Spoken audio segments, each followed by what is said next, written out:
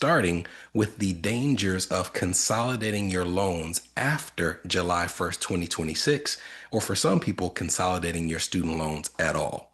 And if you're wondering why you would consolidate a student loan in the first place, a lot of it has to do with the fact that when you are taking out loans at different times in your education journey, you might be taking out a different type of loan at one point as compared to another.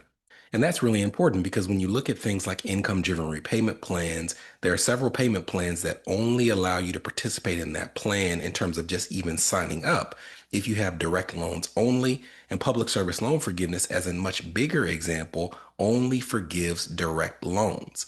Now, in times past, what people would do is they would take these loans that don't qualify and they would consolidate them in to a direct consolidation loan, either subsidized or unsubsidized.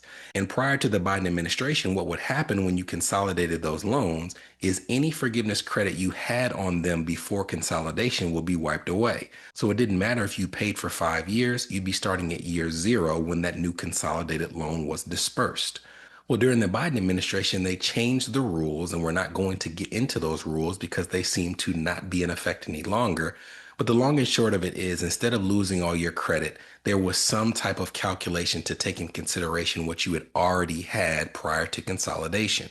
But with those rules currently being tied up in the court, the Department of Education has not given a clear answer as to whether they're still honoring the Biden administration rules or whether they're going back to the way things used to work.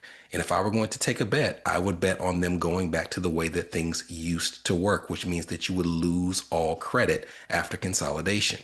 This means that the first date that we've been talking about that's really important for federal student loans is July 1st, 2026.